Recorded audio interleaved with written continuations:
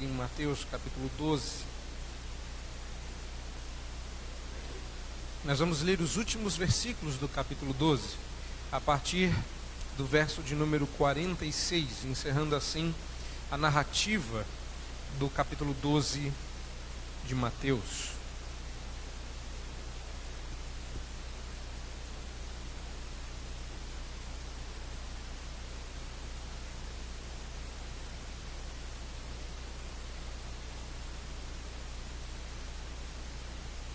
Após a leitura, eu quero convidá-los para que todos leiamos a confissão de fé de nossa igreja, símbolo da Igreja Presbiteriana do Brasil, símbolo de fé da Igreja Presbiteriana do Brasil, para nos prepararmos para a exposição deste texto. Vamos à leitura do texto, acompanhe na sua Bíblia. Peço que, se você perceber que alguém aí mais próximo de você não tem, você divida com ele, para que todos possamos ler o texto da Palavra de Deus a partir do verso 46 de Mateus 12. Diz assim a palavra do Senhor: Falava ainda Jesus ao povo, e eis que sua mãe e seus irmãos estavam do lado de fora, procurando falar-lhe. E alguém lhe disse: Tua mãe e teus irmãos estão lá fora e querem falar-te. Porém ele respondeu ao que lhe trouxera o aviso: Quem é minha mãe e quem são meus irmãos? E estendendo a mão para os discípulos, disse: Eis minha mãe e meus irmãos. Porque qualquer que fizer a vontade de meu Pai Celeste, esse é meu irmão, irmã e mãe. Vamos, antes de orar, nos preparar para a exposição do texto da palavra, com a leitura deste capítulo da Confissão de Fé de Westminster. Vou pedir para que toda a igreja leia juntos 4, 5, 6. Os 6 parágrafos do capítulo 25 da Confissão de Fé da nossa igreja. Leiamos todos juntos. A igreja...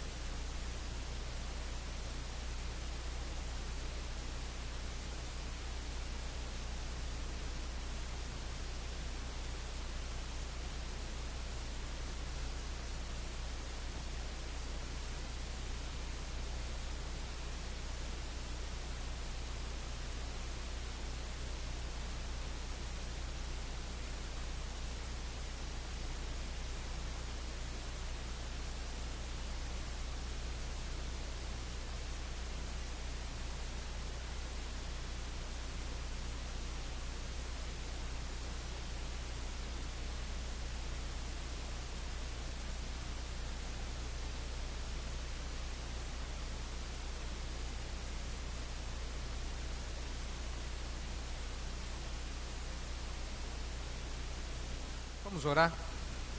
Feche os seus olhos, permita dirigi-los em uma oração. Deus amado, Tu que és o nosso Pai, e nos aceita em Tua família por intermédio de Cristo Jesus, fala-nos agora como a filhos, instrui-nos o coração, dá-nos a bênção de ouvir-Te mais uma vez, pela instrumentalidade do Teu servo e fiel exposição da Tua palavra. Dá também ao Teu povo o coração aberto, como solo fértil que recebe boa semente. Tem misericórdia de todos nós, ó Deus, para que possamos aprender e praticar as boas verdades da Tua palavra. Nós oramos em nome daquele que é o único cabeça da igreja, Cristo Jesus, o Senhor. Amém.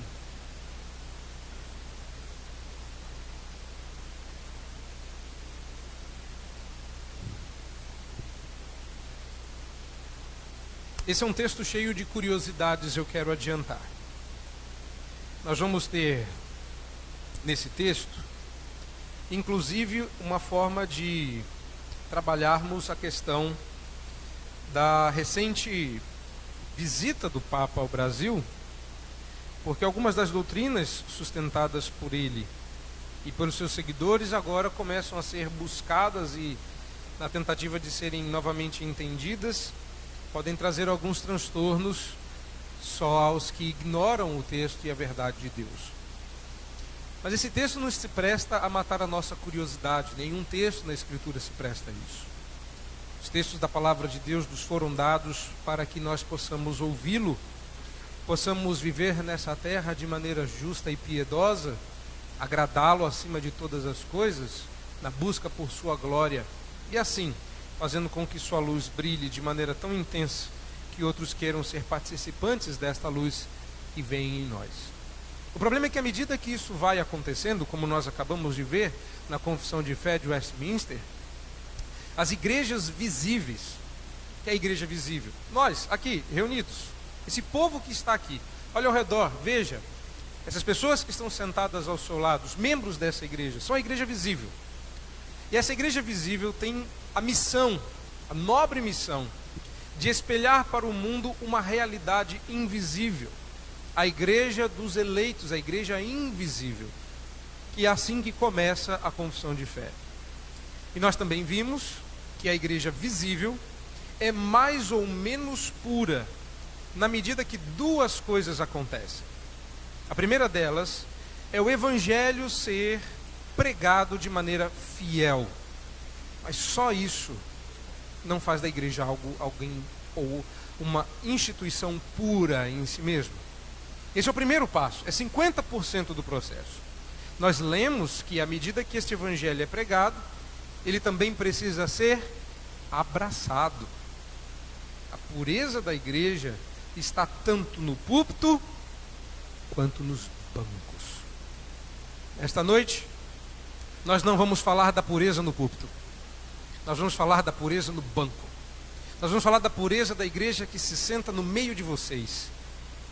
Da igreja que vocês fazem parte. Da igreja que somos nós. Já temos ouvido e sido preparados por Deus, por outros instrumentos, outros pregadores, que assumiram, há semanas atrás, a prerrogativa de trazer mensagens à igreja, e a igreja vem sendo instruída naquilo que é a sua verdadeira marca. Já há algumas semanas temos ouvido que o Senhor Deus tem nos dito que nós precisamos reacender na nossa memória e no nosso coração o que é uma verdadeira igreja. Nesta noite não é diferente. Vimos que somos família de Deus na última vez que nos reunimos. E esta noite, quando voltamos para Mateus, caímos justamente no texto que dá continuidade a um tema que não foi imposto pela sequência da pregação, mas pelo próprio Deus, que em sua soberania resolve falar à igreja. Quem tem ouvidos para ouvir, ouça o que o Espírito está dizendo à igreja. Nós vamos nos lembrar do contexto de Mateus 12, porque da última vez que nós estávamos em Mateus, nós estudamos aí os versículos 43 a 45, um pouco antes disso, do 38, no sinal de Jonas. Nós vimos, em todo o contexto do capítulo 12, um contexto de reprovação e não aceitação do ministério de Jesus. Se nós olharmos isoladamente para o texto que nós temos na nossa frente, verso 46 até o 50, nós podemos correr o risco de interpretá-lo de maneira errada. Nós não vamos correr esse risco. Nós nos lembraremos desse contexto. Mas nós precisamos nos lembrar dentro do nosso próprio contexto. E qual é o nosso contexto? Ah, meus irmãos, nosso contexto é um contexto muito feliz ao passo que é triste. À medida que nós vamos tomando consciência da nossa familiaridade com Deus e com os seus santos, tem ficado mais difícil viver.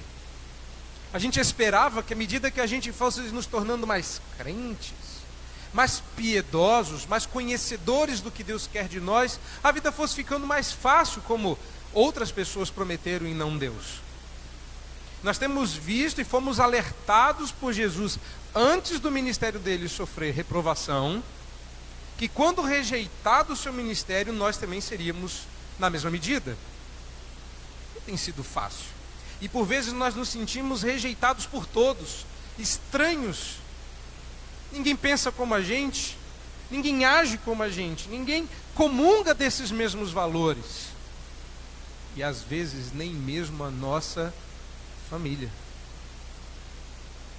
Pense em você. Pense naqueles que estão aqui, não comungam dos nossos valores. Aí a gente se sente meio estranho. Será que nós estamos certos? Será que, Deus, o Senhor podia dar uma palavra de incentivo para a gente saber se a gente está no caminho certo? Então hoje não é dia de convidar você para ser parte dessa família. Eu vou fazer de ousadia no fim. Eu vou apresentar esse texto que, no meu entender, e eu espero que à medida que esse texto for sendo exposto, você também veja isso. Olhe para esse texto.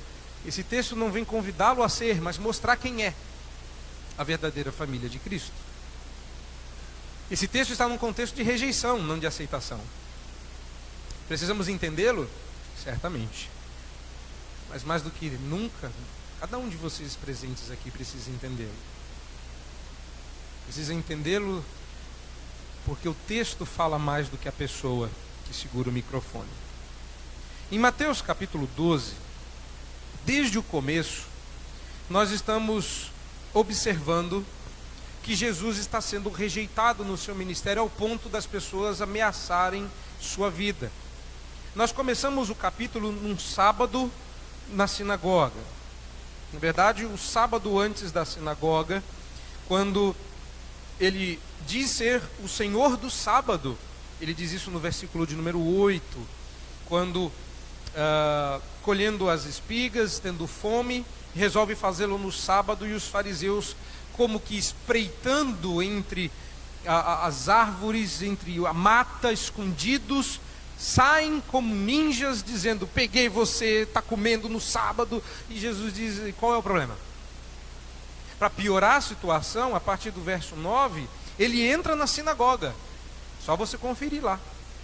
E lá na sinagoga esperavam que ele curasse o homem da mão ressequida, na esperança de acusá-lo. E ele faz.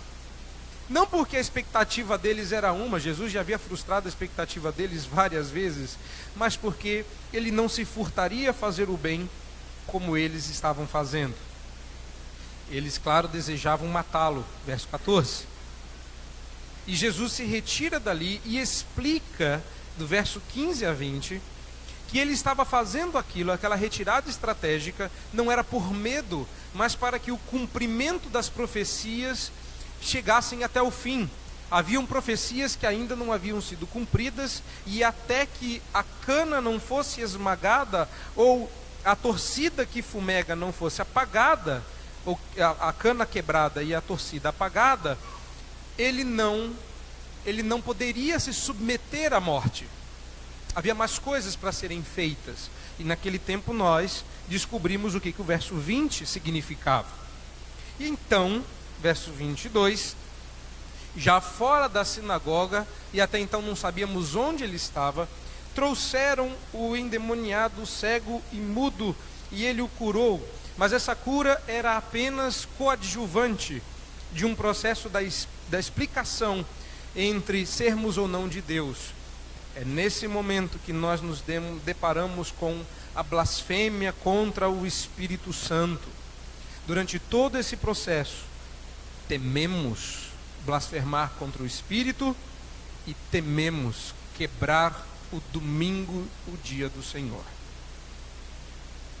Depois dos avisos que o Senhor nos deu, dos versos 35 em diante até o fim, nós caímos naquela situação comum a nós, nossa história. Mostra um sinal, queremos milagres. Se o milagre não acontecer, eu não vou crer. O milagre tem que chegar. E Jesus diz: não, o milagre já chegou. E como que, vivendo no nosso século, no século 21, Jesus não vai dar nada novo. Os crentes de hoje querem isso. O melhor de Deus está por vir. Então mostra para nós um milagre. Ele diz, não, o melhor de Deus já veio. Jonas já foi cuspido na praia. Vocês perderam o melhor de Deus. O melhor de Deus passou na frente de vocês e vocês não viram isso. E então estão esperando vir o que já veio. E como crentes padeiros, estamos procurando uma caneta que está na nossa orelha. Alguém viu a caneta? Fala, essa que está pendurada na orelha? Meu Deus do céu. Nós estamos esperando o melhor de Deus. O melhor de Deus tem nome, viveu entre nós, morreu e ressuscitou. E nós ainda estamos esperando o melhor. Não, o sinal já foi dado, já está lá na Escritura. Vamos para a palavra de Deus. Mas é claro, o Evangelho não estava apenas sendo pregado, o Evangelho estava sendo vivido, o Evangelho estava sendo uma performance da vida de Jesus, também de suas palavras, de seus ensinos, mas de suas reações. E é aqui, no verso 46 até o fim, que nós descobrimos que esse tempo todo Jesus não estava no meio da rua. É aqui que nós descobrimos que ele estava em casa. Se você der uma olhada no capítulo 13, no verso de número 1, você vai ver que naquele mesmo dia Jesus sai de casa. E nos versos 46 e 47, nós descobrimos aí que existe uma questão de dentro e fora. Maria e os seus irmãos estão fora, Jesus estava dentro com os discípulos e os demais. Podemos até dizer que estavam ali naquela sala, naquele local, naquela casa, os fariseus, os publicanos, os que ouviam Jesus, os escribas que há muito tempo não apareciam e de repente voltaram no capítulo 12. Esse é o contexto. Jesus ainda estava a essa altura falando da estratégia de Satanás e do sinal de Jonas. Ele estava terminando aquele sermão em que ele explicava que nenhum sinal era mais importante do que aquele que já havia sido dado. E que o vazio do nosso coração não significa necessariamente o enchimento do Espírito. Podemos ficar limpos só para que o demônio retorne com mais demônios junto com ele a nos habitar. Mais medo, mais tensão. A coisa estava ficando grave, porque era como se Jesus dissesse, talvez vocês fiquem limpos, talvez vocês se livrem dos demônios de agora, e eu expulse um outro aqui e acolá, mas sem me colocar dentro, sem que eu vá até o seu coração, essa limpeza não vai adiantar muita coisa. Eu indo, o demônio volta. E explicando sobre isso, verso 46, falava ainda Jesus ao povo, e eis, e essa expressãozinha aí é importante. A gente vai dar uma olhada lá no original, e aí surgem algumas dificuldades na nossa língua. A expressão eis é repetida aí 3 vezes, e uma delas não aparece no nosso texto em português. E ela é absolutamente importante no original, porque Mateus vai usar essa expressão para pontuar os 3 momentos dessa narrativa, e ela é uma expressão fortíssima, que até em determinado momento ela deixa de fazer sentido, e é por isso que ela não é traduzida na nossa língua, porque essa expressão significa olhe, veja, presta atenção.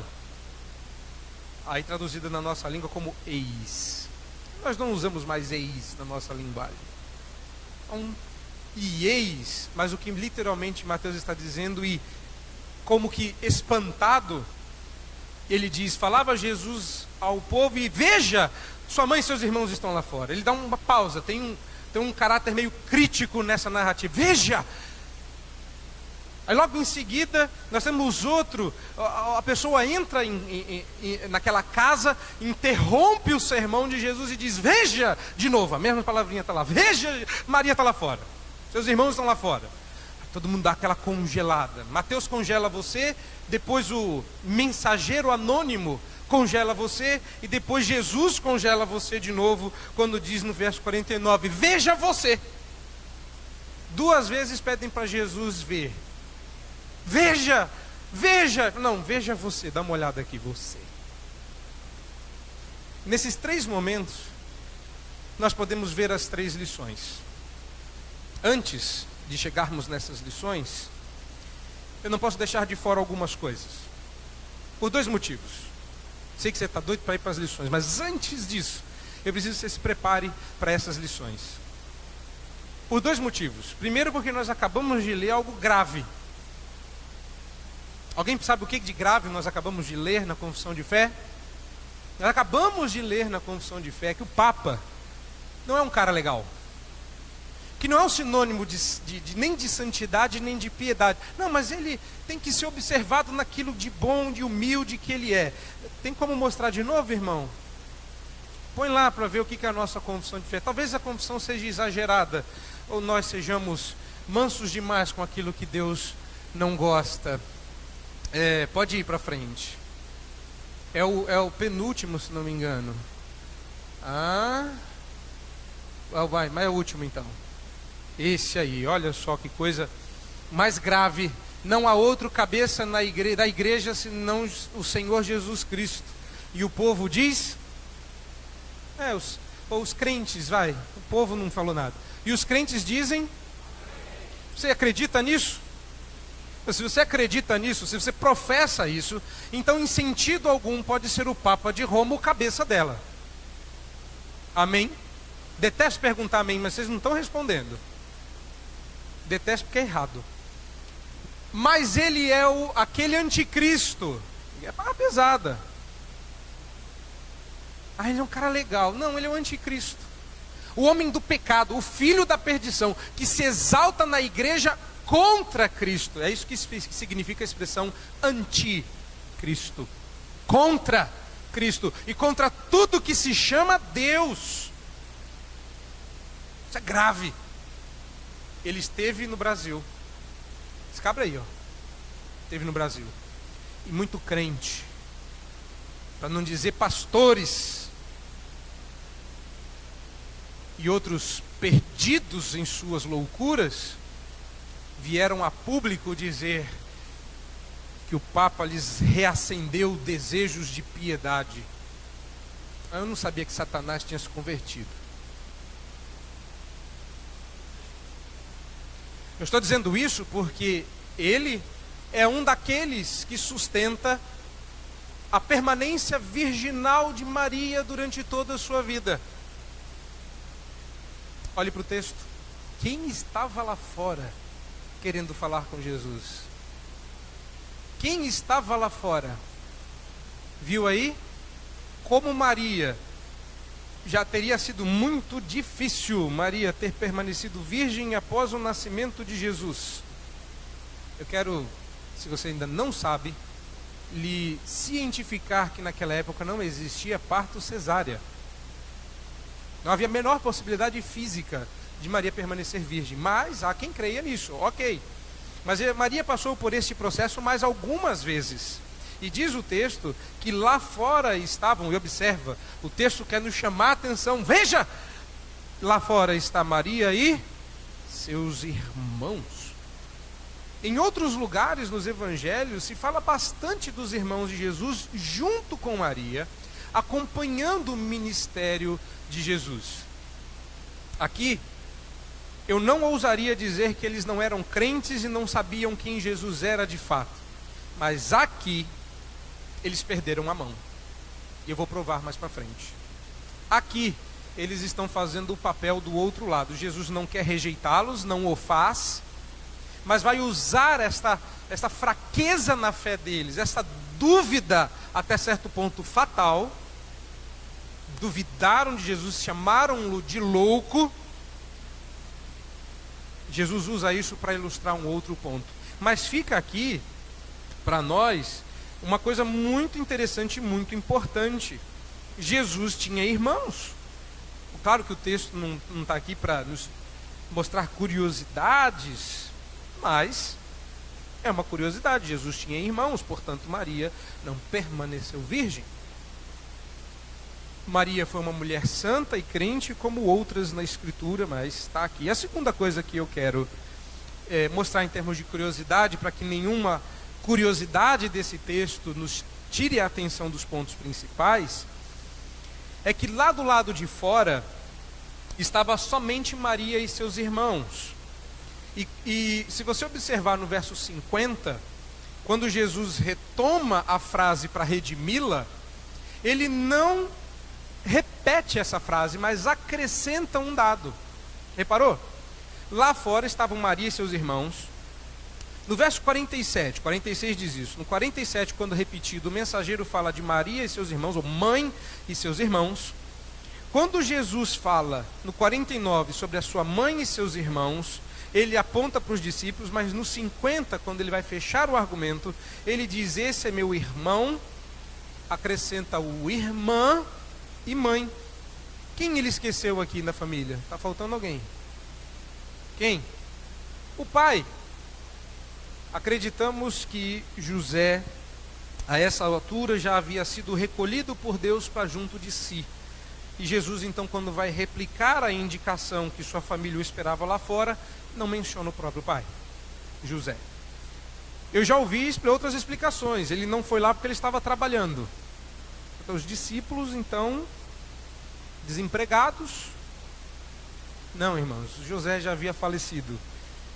Se você quiser outra explicação que não essa, fique à vontade, mas o mais razoável é isto. De qualquer forma, não aparece aqui, pouco importa se está sendo mencionado pai, irmão. Jesus anula essas diferenças, porque ele vira para os discípulos, todos homens, e diz: aqui está a mamãe. Então o assunto aqui não é mãe, pai, irmão, mas família. E é nessa perspectiva que eu quero prepará-los para uma lição, ou para as lições do texto. Se nós olharmos superficialmente para esse texto, nós vamos ficar meio constrangidos com o que Jesus fez aqui. Parece que ele maltratou a família.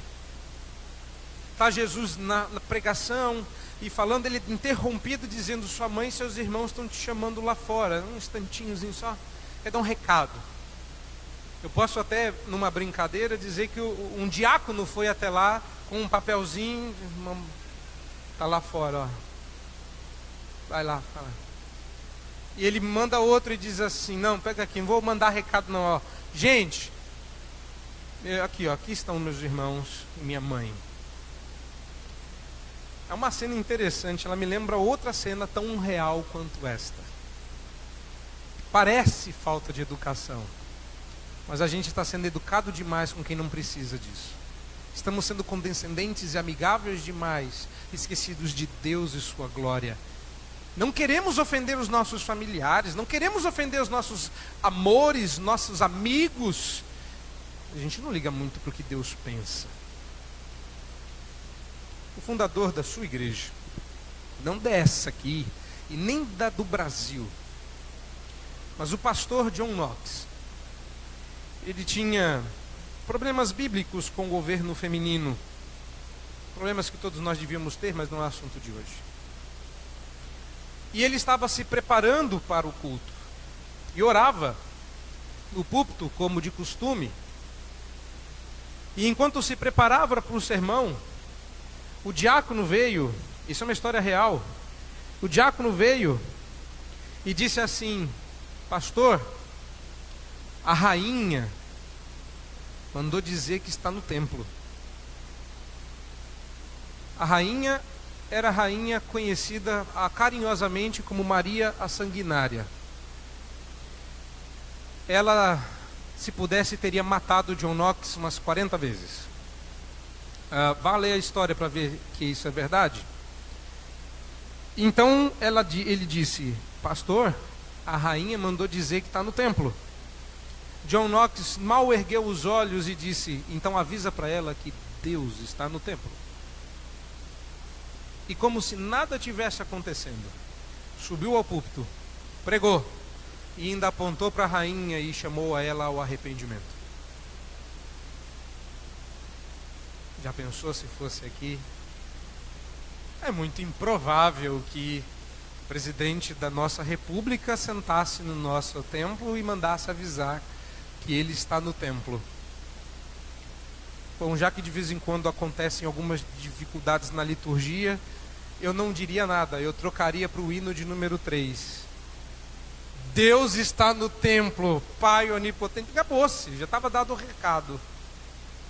Por isso eu quero chamar a sua atenção para 3 preciosas lições aqui.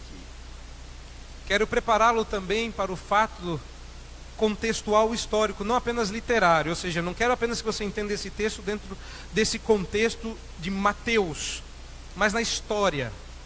O que estava acontecendo? Se você quiser conferir, você pode abrir a sua Bíblia lá em Marcos, capítulo 3, 20 e 21. Lá em Marcos, nós somos informados que a família de Jesus estava lá, não para ouvir os seus doces e preciosos ensinamentos. A família de Jesus correu para lá, porque julgava que ele havia passado dos limites do razoável. E diz Marcos que a família de Jesus estava lá, porque dizia, ele está doidão. Não é isso que diz o texto? Bíblia na linguagem revista e corrompida, né? Mas olha para o texto, ele está fora de si, ele enlouqueceu. Eles não foram lá para ouvir das loucuras de Deus, que diz Paulo é mais sábia do que os homens. Eles foram lá para raptá-lo. Olhe para o texto, eles foram lá para tentar pegá-lo e levar para casa, amarrá-lo na cadeira e dizer, Jesus, até que você recobre o juízo, você não vai sair daqui porque você está louco, enlouqueceu. Pode isso? A família de Jesus, parece quem? Quem isso lembra? Você. Você, quando diz certas coisas para sua família. Olha, nós decidimos, um exemplo, nós decidimos que não vamos mais nos beijar no nosso namoro. Amarra o rapaz, porque ele está doido. Ele está fora de si, isso é loucura. Se disseram isso de você, dê as mãos para Jesus e vá para o mesmo lugar que ele. É um lugar bom, eu quero adiantar. Era isso que estava acontecendo. Então, quando o povo vem dizer assim, olha, sua mãe e seus irmãos estão lá fora, Jesus não precisou perguntar o que eles queriam. Várias vezes nesse texto, inclusive nesse capítulo, é dito que Jesus sabia o que as pessoas pensavam. É dito que, sabendo da intenção deles, Jesus se retira. Jesus sabia porque sua mãe e seus irmãos estavam lá fora. E por que eles decidiram sair e chamar Jesus para cá. Eles não iam lá tentar tirar Jesus. Vai que tem mais gente doida que concorda com ele. Eles falaram, não, vamos chamar Jesus aqui fora, que a hora que ele chegar, a gente pega ele, entra no carro e sai correndo. Vocês entenderam pegar no carro, né? Teve gente que... Carro. Era para ser engraçado, mas tudo bem. Portanto, 3 lições eu quero mostrar para vocês a partir desse contexto. Jesus sabia que estava sendo rejeitado. Jesus não está num contexto de aceitação. E é por isso que ele vai usar essa situação, que até certo ponto de Jesus era mestre nisso, de pegar uma situação que lhe parecia desconfortável, desconcertante, e usar isso para a glória de Deus, usar isso para revelar-se. Então lá está a família dele, dizendo, vem aqui fora, ver um negócio. Aí ele fala, não tenho família lá fora, minha família está aqui dentro. Essa é a minha família. Eu quero que você comece a se perguntar esta noite, se você é a família de Deus, de verdade. Se você não quer fazer parte dessa família, eu não sei o que eu vou falar para você. Por que você está aqui? O que você veio fazer aqui? Eu não quero fazer parte dessa família. Tá, então vá assistir o Fantástico. Vai para casa, meu querido, vai dormir. Vai ver seu jogo. Você não quer fazer parte da família de Deus? Você está com dúvidas? Se você quiser fazer parte da família de Deus, preste atenção, mas mais do que isso. Eu não quero só oferecer, eu quero que você vasculhe o seu coração. Você é família de Deus? Você faz parte da igreja invisível? Começo com algumas perguntas. 3 perguntas. Primeira delas, dentro ou fora? Você onde está? Lembrou? Como é que é a musiquinha? Eu ouvi ela sendo cantada hoje. Quem sabe? Quero as crianças cantando. Quem sabe? Não sei. Quem sabe? Todos os adultos, todas as crianças, de 8 a 80.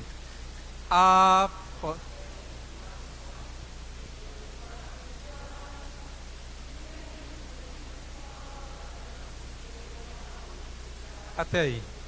Essa é uma pergunta séria. Que cantada desse jeitinho? Dentro, fora, vai pro inferno. A gente não leva a sério. Então me permita, crianças e adultos, fazer essa pergunta a sério. Dentro ou fora? Onde você está? Porque essa é a questão do texto. Vamos lá para o texto? Olha aqui. A mãe de Jesus e seus irmãos estão lá do lado de fora. Está vendo no texto? Estão do lado de fora. Dentro ou fora? Jesus não olha para fora para ver família. Jesus olha para dentro. A verdadeira família não é a que está lá fora. Preste atenção. Eu vou falar coisas sérias aqui, mas eu vou falar com docinho. Dentro e fora. Vamos na doçura. A verdadeira família sua não está fora da igreja. A verdadeira família é aquela que está dentro, é aquela que está perto, é aquela com a qual nós podemos contar. Você não pode considerar da família de Deus aquele que não está dentro do círculo mais próximo daqueles que seguem a Cristo. Não existe família lá fora.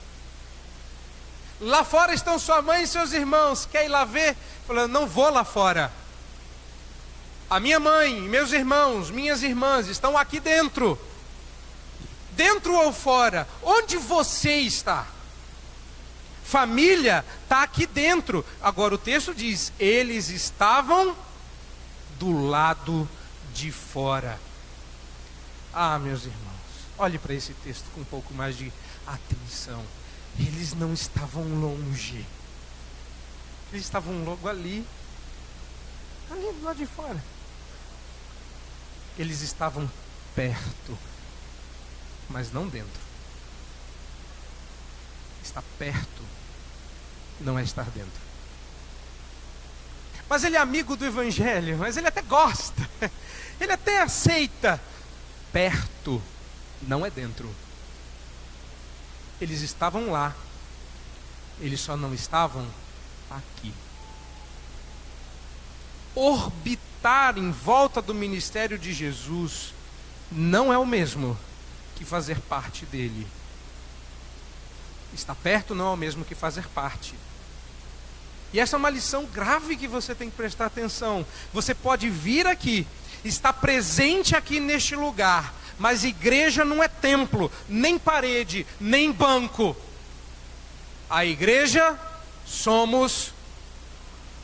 Vamos tornar isso mais pessoal. Para dizer isso, você precisa ter muita coragem, mas mais do que isso, precisa ter o Espírito. A igreja sou eu. E quem for, diga, a igreja. Isso é sério. Será? Dentro e fora, onde você está? Não existe família lá fora. Eu não estou falando de igreja, de santo, de céu. Estamos falando de família. Jesus não está dizendo, faz parte do meu reino, é súdito do meu reino. Ele está dizendo, família, minha mãe, meus irmãos, minhas irmãs, minha família, a quem eu vou chamar de irmão, aquele que eu vou dizer, pai, esses são os meus irmãos. Eles têm que estar dentro. Perto não é dentro. Igreja somos nós. E os laços que nos unem vão além de gostos, além de preferências pessoais. O nome do laço é Cristo. O nome do laço é Cristo. Sem uma decisão pessoal por Cristo, clara e pública, evidenciada pela profissão de fé e a consequente membresia da igreja, me permita ser muito claro: você está do lado de fora. Você está do lado de fora, não é família. Olhe para esse texto. Jesus não diz: aqui estão meus irmãos, meus irmãs, meus primos, meu sobrinho. Não. Família é só quem está dentro, é só quem faz parte. Eles estavam do lado de fora e chamaram Jesus para fora, e Jesus disse: não, eu não saio. A família que tem que entrar. Quer ser família? Entra. Já reparou que não é família de Deus sempre chama você para fora? Vai hoje não. Deus entenderá se você não for hoje. Não. Eu não vejo nesse texto que Jesus entendeu. A sua mãe e seus irmãos estão lá fora, manda um beijo para ela. Não. Ele disse: mamãe, aqui estão as minhas mães, minha mãe, meus irmãos, família está aqui, ó, dentro. Lá fora eu não tenho família. Uau! Parece estranho, né? Senhor Jesus, essa mãe te carregou 9 meses na barriga. Esses irmãos cresceram contigo. Sabemos que você é o irmão mais velho, mas sua família está lá fora. Não está não. É claro que dizer que você está do lado de fora não significa que você não seja bem-vindo aqui. Calma, não é isso. Peraí, pastor, você vai jogar tudo fora? Não, preste atenção. Você não é bem-vindo aqui. Você é bem-vindo aqui, perdão. Ninguém está te enxotando. Só estou dizendo que você não faz parte. Você está do lado de fora. Você é bem-vindo aqui. E esse aviso tem que ser encarado para você como um convite. Quer ser parte dessa família? Decida-se por Cristo e faça parte da igreja. Até lá, você está do lado de fora. Você pode vir aqui, você pode sentar aqui, mas você não faz parte. Você está do lado de fora. Vamos para o próximo. Veja, preste atenção.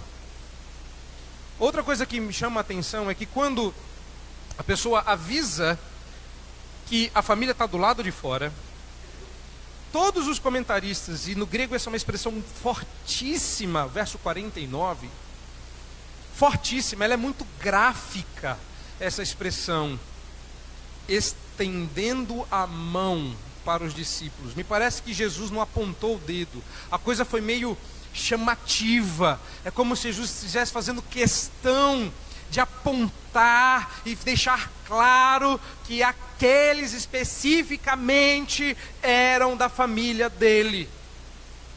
Especificamente estes. Pergunta: você faz parte destes? Jesus não disse: todo mundo que está aqui dentro é família. Ele disse, olhando para os que estavam lá dentro: a gente já deixou lá fora. Lemos na nossa confissão que fora da igreja... Pode mostrar de novo, irmão? Vamos lá. Olhe para a confissão. Essa, se não me engano, está no primeiro ou no segundo slide. Próximo. Aí. No finalzinho aqui. Falando sobre a igreja visível. Juntamente com seus filhos é o reino do Senhor Jesus. Observa lá. Casa e família de Deus, fora da qual não há possibilidade ordinária de salvação. Está fora, não tem nem conversa. Está dentro, entramos. Imagina o alívio de quem estava lá. Lá fora eu não tenho nada com quem está lá fora. Vamos falar dos que estão. Estamos aqui dentro, estamos tranquilos, estamos aqui dentro. Não é isso? Quando a gente morrer, a gente vai pegar o cartão de membresia, apresentar para Jesus. Eu era membro há tantos anos na igreja, posso entrar no céu. Você está suave. Venho à igreja há 40 anos, estou tranquilo. Meu pai vem à igreja há 40 anos. Eu nascido e criado aqui. Que é isso? Nunca conheci outra igreja. Olhando para os que estão dentro, Jesus não diz todos que estão dentro são família. Jesus abre o verso 49 no verso anterior. Olha lá. Quando Jesus responde ao que trouxeram o aviso, ele pergunta: quem é minha mãe e quem são meus irmãos? Opa! Não está claro? Se lá fora não conta, a resposta é todos os de dentro. Mas Jesus faz questão de gesticular de uma maneira que ficou gravada na mente das testemunhas, e estendendo a mão para os discípulos. Não é o abanar da mão de Jesus que chamou a atenção, mas ele fez com que sua mão acenasse para aqueles específicos. Não foi, como a gente imagina, coisa de filme. Esses aqui. Não, havia um quê de... Aqui, esses aqui que são meus irmãos. Jesus estava fazendo com que a gente prestasse atenção, que a coisa é específica. Entrar não é tudo. Entrei, estou seguro? Não. Pensando que é só vir aqui falar, creio em Deus Pai, Todo-Poderoso, Criador dos céus e da terra, está resolvido. Não é? Não. Não é. Jesus não está dizendo que salvará a igreja visível. A igreja visível tem que mostrar a igreja invisível. Só os eleitos serão salvos. Não são os membros da igreja que serão salvos. São os filhos de Deus. É a família de Jesus que será salva, e não os membros da igreja. É claro que nenhum filho de Deus deixará de ser membro de uma igreja, mas nem todos os membros da igreja são filhos de Deus. Precisamos entender isso. É claro que a gente não sabe. E eu não quero que você saia aí tentando discernir quem é e quem não é. Você tá fora, hein? Você tá na soleira, né? Não. Não é isso que a Bíblia quer que você faça. Sair investigando quem é crente e quem não é. Eu estou dizendo aqui para todos, e eu quero que todos ponham a mão na consciência e se perguntem: você faz parte do grupo específico? Não existe salvação fora da igreja, mas nem por isso afirmamos que todos que estão na igreja fazem parte da igreja. É por isso que Paulo, quando escreve aos Romanos, diz: nem todo mundo que diz que é Israel, nem todo mundo que descende de Abraão é israelita de fato. Mas eu sou descendente de Abraão. Era assim que eles batiam no peito: de nós somos filhos de Abraão. E Jesus está dizendo: não, vocês são rejeitados. Os filhos de Abraão são segundo a promessa, são os filhos da fé. Nunca foi diferente. É claro que a membresia numa igreja visível pode ser um grande indício de que você é crente e faz parte da família de Deus, mas eu não posso garantir a ninguém que é isso que lhe dará certeza da salvação. Uma outra questão que nós podemos ver no texto é que nem todos que estavam ali dentro com Jesus eram da família dele. Grave isso. Nem todos que estavam ali dentro eram da família. A gente olha aqui e fala: espero no céu, cuidado. Pode ser que não. Pode ser que não. Isso é sério. Você tem tanta certeza de que é salvo, de que é crente, de que vai para o céu, de que nem se pergunta se o Espírito tem agido no seu coração. Que não se pergunta realmente se você faz parte daqueles que Jesus conhece. Conhecer Jesus, que bom. Mas e Jesus? Ele te conhece? Ele sabe quem é você? Peraí, mas Jesus sabe de todo mundo. Vamos lembrar lá, quando no dia do juízo, nós vamos aparecer lá. O que diz Jesus lá no Sermão do Monte? Apartai-vos de mim, os que praticais a iniquidade. Vocês conhecem o texto, digam: eu nunca. Opa, a pergunta não é se você conhece Jesus, a pergunta é: e Jesus te conhece? Jesus aponta para você e diz: é aqui, esse aqui, ó, né? Esse aqui. A coisa tem que ser específica. Assim que eu entrei no seminário, eu não sabia nada dos mapas da Bíblia. Olha, se me soltassem lá, eu não voltava para casa. E não era lá na Jordânia, não, era lá no seminário. Porque eu perdido de tudo. E eu me lembro da primeira aula de arqueologia e história da Bíblia. E que o professor, tentando testar os nossos limites, pedia para um dos nossos colegas: mostra aí no mapa. Ele contava história e falava: mostra aí no mapa. Algumas salas no seminário tinham mapas naquela época pendurados. Ainda tem? Tinha um mapa, uma só, né? Pois é, eu me lembro daquela sala. Mapas pendurados na parede. E tinha um aluno sentado debaixo de um dos mapas. O nome dele era João, coitado. João, mostra aí no mapa. Ele pegava, com toda a finesse, pegava a sua caneta e circulava o mapa todo. Aqui, ó. Aí o pastor, o professor, contava outra história, em outro lugar. Mostra aí, João. Ele levantava, pegava a caneta e circulava o mapa todo. Ele fez isso 4 vezes. No final eu falei: gente, é por ali. Aconteceu naquela região. Eu não fazia ideia de onde era. E no final ele falou: agora escrevam uma redação sobre o crescente fértil e mostrem ele no mapa. Não deu outra. Todo mundo desenhou o mesmo mapa, mostrando o mesmo lugar. Ninguém sabia. A gente olha para a igreja e fala assim: quem são os crentes? A gente pega a caneta, a gente fala assim: ó, esse povo aí, ó. Ei. Mas Jesus pega aquele alfinete e põe certeiro na sua cabeça: esse é meu, esse é meu, e esse é meu. Ele não é o nosso amigo João que passa a caneta e diz: todo mundo que está aqui, ó. Não. Jesus sabe quem você é. Jesus olha para você e diz: é minha família. Como é que eu vou saber, pastor? Calma, primeiro texto. O texto está dizendo isso. Eu quero que você comece a se perguntar.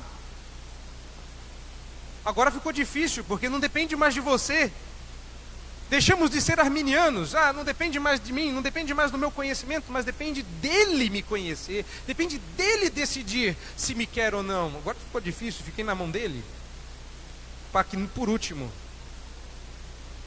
depois de apontar quem é, a última pergunta, depois de respondermos se dentro ou fora, você onde está, e se especificamente estes, se você faz parte, eu pergunto: como saber se você está dentro?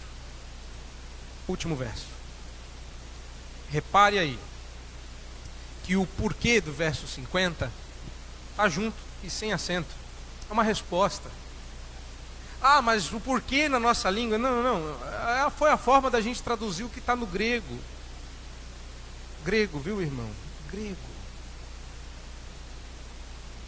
Uma língua linda, fácil, simples. Porque é uma resposta. É uma resposta. Jesus está respondendo. Então ele não está dizendo como ser. Ele não está convidando para ser. Ele está dizendo como identificar. Como você sabe? E é essa a pergunta. Como eu sei? Observe aí. Jesus não está impondo um pré-requisito. Ele não está dizendo: você precisa disso para entrar na família de Deus. Ele está dizendo: se você agir assim, então você é. Ele está explicando como nós podemos discernir quem era e quem não era membro dessa família. Porque qualquer que fizer a vontade de meu Pai Celeste, esse é meu irmão, irmã e mãe.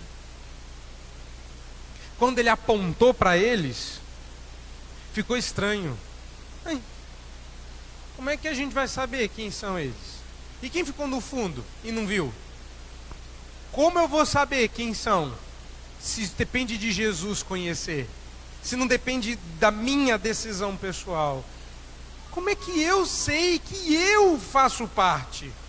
Resposta: vou mostrar para vocês como é que faz. Qualquer que fizer a vontade. É uma dica. Perceba aqui, ó. Se você vir alguém fazendo a vontade de Deus, andando conforme a sua palavra, obedecendo o que ele diz, esse cara aí, essa moça aí, este aí é da minha família. É assim que você faz. Obedecer a Deus como um pai não é um pré-requisito, é uma evidência. E tem gente doida para se ajustar à vontade de Deus, porque eu quero ser. Não. O texto não está dizendo que você precisa obedecer para ser salvo. Se o texto estivesse dizendo isso, seria salvação pelas obras. Ele está dizendo que a fé, ela é única para salvar, mas ela não vem sozinha. Ela vem acompanhada de obras, é possível perceber. Então, quando você olha em volta, sabendo do que você já ouviu, peraí, nem todo mundo que está aqui está dentro, nem todo mundo que está aqui dentro faz parte, peraí, a igreja não está pura, olha em volta, tem joio, como é que eu faço para distinguir quem é e quem não é família de Deus? Apesar da sua membresia. E Jesus diz, olha para ver se obedece Deus. Se não obedece Deus, está fora. Não é família, está fora. Não sou eu, não é a igreja, não é a confissão que está dizendo que você não faz parte desta igreja, é Jesus Cristo. Se o seu prazer não está na lei do Senhor, e se você não obedece à palavra de Deus, tenho más notícias para te dar, você está fora. Pode continuar membro da igreja, pode continuar vindo, você é muito bem-vindo. Mas não espere que Jesus diga quando te encontrar no dia do juízo, bem-vindo, irmão. E quando você estender os braços para abraçá-lo, ele dirá, te conheço? Suma. Porque ele disse, apartai-vos de mim os que praticais a iniquidade. Se você pratica a palavra de Deus, bem-vindo. Mas você não pratica você pratica por quê? Pensa em você e no seu relacionamento com seus pais. Obedecer a Deus como um pai não deveria ser, porque não é um peso para quem é filho, para quem o ama. Pense, você não obedece o seu pai só porque você o teme. Você obedece o seu pai porque a ordem do pai carrega um misto, uma dose misturada de amor e temor. Ou não é? Eu temo e amo. Tem horas que eu amo mais e temo menos. Tem horas que eu temo mais e amo menos. Mas sempre é temor e amor. Ah, mas lá em casa não é. Lamento, deveria ser. Obedecer o pai e a mãe, viu, crianças? Temos crianças aí? Vocês ainda estão acordadas? Olha lá, obedecer pai e mãe devia ser gostoso. Ah, mas obedecer meu pai não é gostoso. Tem que ser, não é porque o pai dá uma ordem boa que você tem que obedecer. Obediência é bom, viu? Desobediência é ruim, entendeu? Não? É você mesmo, Ian. Ele está indeciso ainda, está pensando. Meu pai está ali, estou olhando para ele. Está certo. Você não foi salvo porque obedeceu a Deus. Você foi salvo para obedecer a Deus.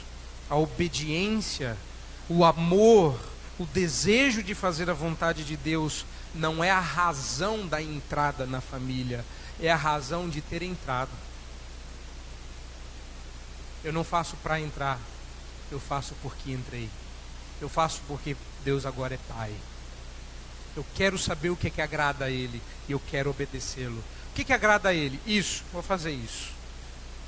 Tem horas que eu vou esquecer disso e vou fazer o que eu gosto.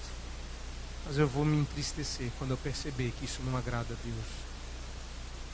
E quando isso acontecer, o nome disso é arrependimento. E eu voltar para os caminhos, isso é fé. E desejar ardentemente o agrado de Deus. Jesus diz, observou? Esse aí é meu irmão, minha irmã, minha mãe, minha família. É isso que Deus tem para nós hoje. o melhor de Deus, Cristo Jesus. Ele é a porta. É através dele que nós vamos nos tornar família de Deus. E por mais que você fique se perguntando aí como pertencer a essa família, como faço para ser identificado com Cristo e com aqueles que Ele indica como seus, embora esse não seja o ponto do texto, me permita encerrar, concluir essa mensagem dizendo: somente a fé em Jesus, somente ouvir e obedecê-lo pode fazer de você família de Deus. Desejar estar próximo e ser identificado com um de seus seguidores é evidência de que você faz parte dessa família. Segui-lo verdadeiramente, não de boca, mas com tudo o que somos. Sim, para fazer parte desta família, você precisa fazer parte da igreja, e a igreja de Cristo é a sua família. Os laços de sangue não são maiores do que os laços de Cristo. Sua verdadeira família é essa aqui, a de Cristo. E aí eu me pergunto, ou eu te pergunto, está chamando de irmão quem não é irmão? Está chamando para perto quem não faz parte? Está olhando em volta e procurando o quê? Olha no espelho e procura lá alguém que pertence a essa família. É assim que começa. Depois você olha em volta e pensa bem. Muito joio dizendo: vem cá meu trigo. Não vá, porque no dia final joio e trigo serão separados. Trigo vai para o celeiro de Deus. E o joio para onde vai? Vamos fazer assim? Quem for, descobre. A vocês que estão aqui e estão recebendo a chance de decidir, fique a palavra da promessa, que não é aquela da música, mas a da Bíblia: crê e será salvo. É só assim que a gente se torna família de Deus. E aí você vai estar dentro, aí Jesus vai apontar para você e vai ver em você as marcas da verdadeira igreja. Sim, é isso que Deus quer para nós. Que Deus tenha misericórdia de nós, porque a partir de agora nós entraremos nas sequências da parábola do reino. Vai ter juízo, vai ter procura, vai ter evangelização. Já leu Mateus 13? Se prepare, leia, abra o seu coração, porque as parábolas do reino virão. Você está preparado para elas? Elas já estão prontas para você. Que Deus derrame sobre nós a sua misericórdia.